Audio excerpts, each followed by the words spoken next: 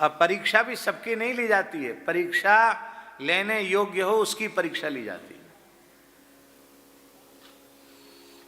एक हम अपने विद्यार्थी जीवन की बात बताएं ठाकुर जी, वेदांताचार्य का अंतिम वर्ष था। श्री रामानुज वेदांत से हमने परीक्षा दी थी। हमारे रंग मंदिर के परम श्रद्धेय पूज्य गुरुदेव श्री स्वामी मधुसूदन आचार्य जी महाराज थे, बहुत अच्छे विद्वान और क्या कहना, वो भी एक अद्भुत महापुरुष थे, बड़े स्नेहपूर्वक पढ़ाते थे।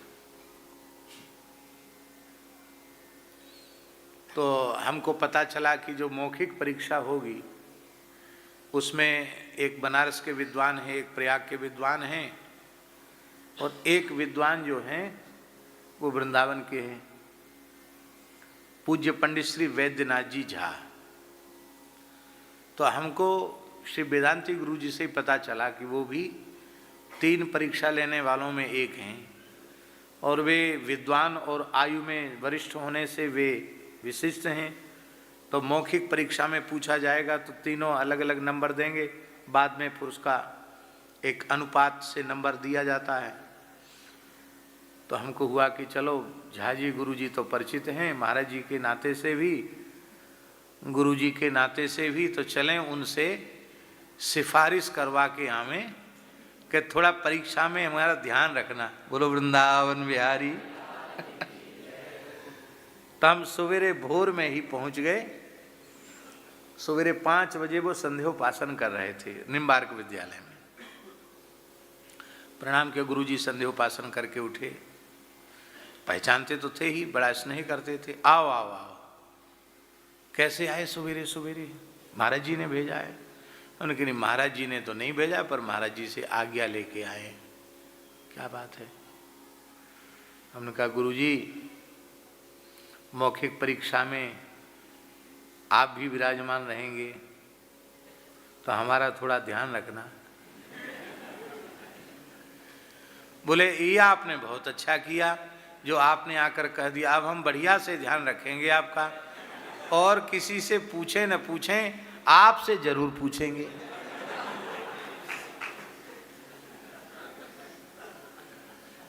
और आपने कहीं मेरे एक भी प्रश्न का उत्तर देने में गड़बड़ किया ना तो हम तो आपको अनुत्तीर्ण ही करेंगे, हम आपको 1 नंबर भी नहीं देंगे। झा जी ने कहा। हम मन में सोचे ले साहब हम तो आए सिफारिश करवाने। तो हमने कहा गुरु जी नाराज हैं क्या? बोले नहीं, हम तो बहुत प्रसन्न हैं आपके ऊपर, नाराज क्यों होंगे? इस तरह की बात उसको कहनी चाहिए जो पढ़े नहीं। आप पढ़ते हैं अब फिर आप इतना भीतर से घबरा रहे हो, तो अच्छी बात नहीं।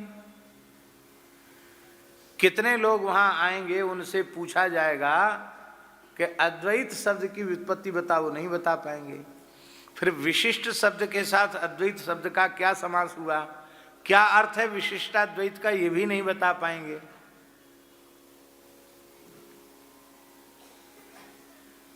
आप बताने योग्य हैं तो आप कहते हैं कि हमारा ध्यान रखना। हम ध्यान रखेंगे आपका, बढ़िया से ध्यान रखेंगे।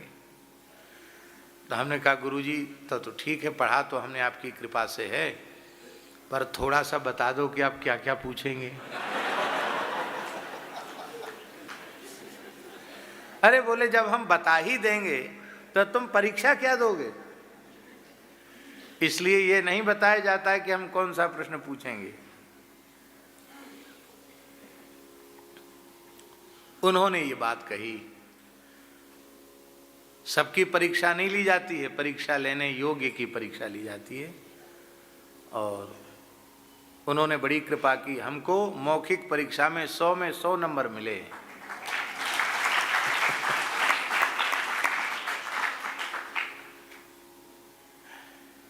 ये बात हम इसलिए निवेदन कर रहे हैं कि हरिश्चंद्र जी यदि परीक्षा के योग्य न होते तो विश्वामित्र जी उनकी परीक्षा क्यों लेते? और विद्यार्थी जितना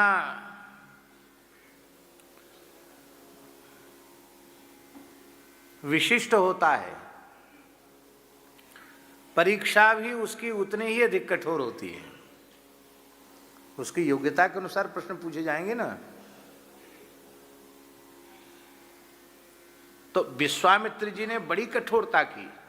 आप पुराणों में, मार्कंडेय पुराण में, जहाँ जहाँ पुराणों में विश्वामित्र सत्यवादी हरिश्चंद्र का चरित्र है, वहाँ आप पढ़ेंगे तो आपके मन में विश्वामित्र जी के प्रति एक अलग प्रकार की छवि निर्मित हो। अरे कैसे महात्मा, इतनी कठोरता, जब देखो तब डंडा लेके तैयार हैं।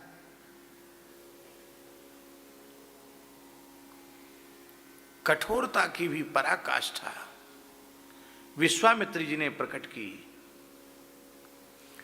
पूरा चरित्र हमें नहीं कहना है, पुराण में आप देख लेना, आपने सुना है, जाना है, कैसा अद्भुत चरित्र है सत्यवादी हरिश्चंद्र का।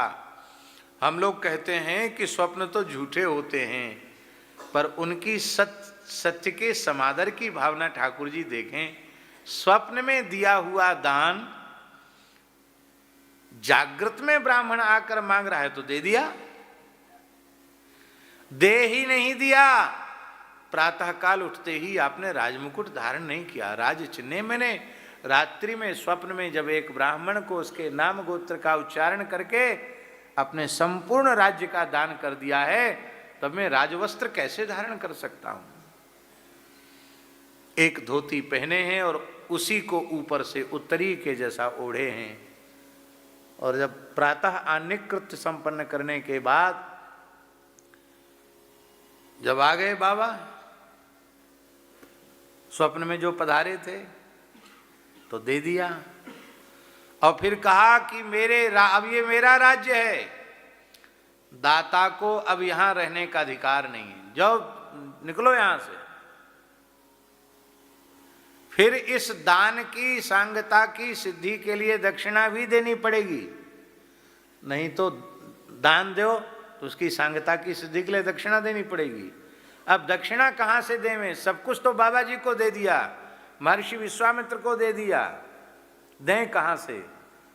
उसको चुकाने का भी समय और स्वयं बिक जाना पड़ा, अपनी पत्नी को और अपने एकमात्र पुत्र का विक्रय करना पड़ा। और फिर उसमें भी स्वधर्म पालन में इस प्रकार की कठोरता कि अपने एकमात्र पुत्र की अंतिम क्रिया करने के निमित्त अपनी ही पत्नी से यह पहचान कर कि यह मेरी पत्नी है और यह जान कर कि यह मेरा पुत्र है, उससे यह कहना पड़ा कि यदि इस घाट पर संस्कार करना है तो कर देना पड़ेगा।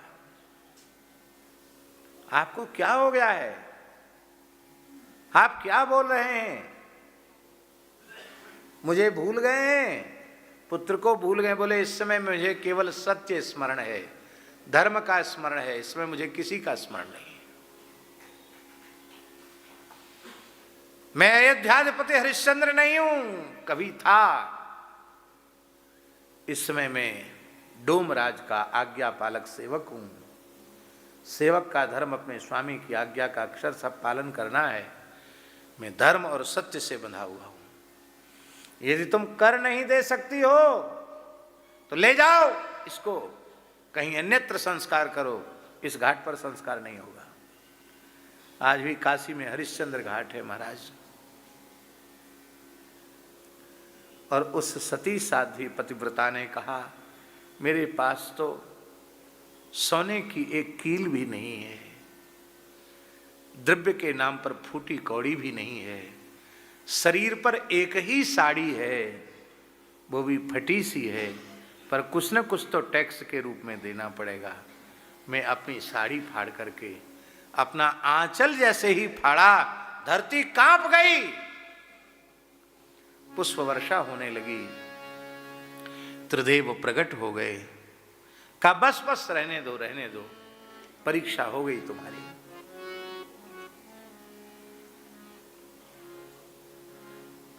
आज भी ठाकुर जी ये नियम है, पूज्य धर्म सम्राट स्वामी करपात्री जी महाराज का जब जल समाधि हुई, डोमराज ने आकर कहा, महाराज ध्यान से सुनो, मैं डोमराज हूं, मेरी आज्ञा के बिना यहां जल समाधि नहीं हो सकती, मुझे टैक्स देना पड़ेगा, कर देना पड़ेगा। जगत गुरु शंकराचार्य पूरी पीठाधीश्वर श्री स्वामी निरंजन देव जी तीर्थ ने कहा, कहो महाराज क्या चाहिए आपको? कहे, करपात्री जी के कंठ में पड़ी हुई जो रुद्राक्ष की माला है मुझे मिल जाए, बस टैक्स हो गया। बोले वो तो दूसरों ने ले ली, अब है नहीं। बोले कोई बात नहीं, आप अपनी माला दे दीजिए। शंकराचार्य जी ने अपनी माला, बोले हाँ टैक्स हो गया, आप संस्कार करो। क्यों? मैं उसी खानदान का हूं। ठाकुर जी लोग हल्ला मचा रहे हैं, ये है सामाजिक समरसता है कि यति चक्रवर्ती को भी, यति चक्रवर्ती के शरीर के अंतिम संस्कार के लिए भी उसको पावर है कहने का कि हमारा कर चुका हो।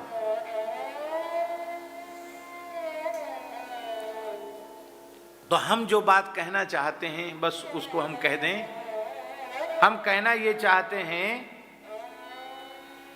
कि इस कठोर परीक्षा में सत्यवादी हरिश्चंद्र, उनकी सत्यवादिता उजागर हुई, वे परीक्षा में उत्तीर्ण हुए, मृतपुत्र जीवित हो गया,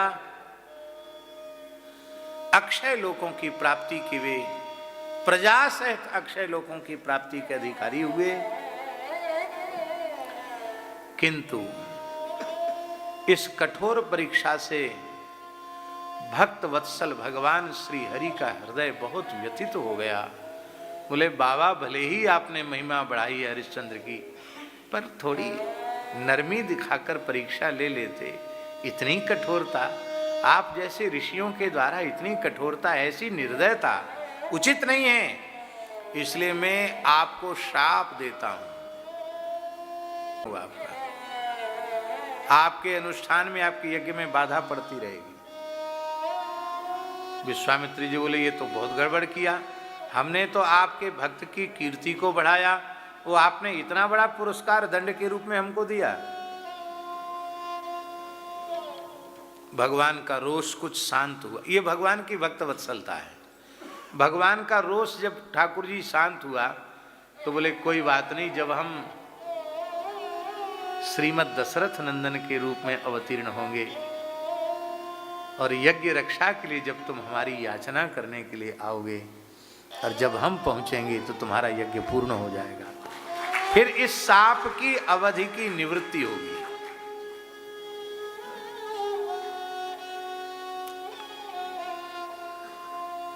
वाल्मीकि रामायण में महर्षि वाल्मीकि कहते हैं, तेषाम निग्रहणे शक्तः स्वयं च कुशिकात्मजा।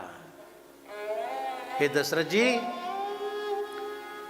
उन मारीच आदि दुष्ट निशाचरों के निग्रह के लिए तुम्हारी जरूरत नहीं है दशरथ जी की, और तुम्हारे पुत्रों की भी आवश्यकता नहीं है, क्योंकि तेषाम निग्रहणे शक्तः, उन असुरों के निग्रह के लिए विश्वामित्र जी स्वयं समर्थ हैं।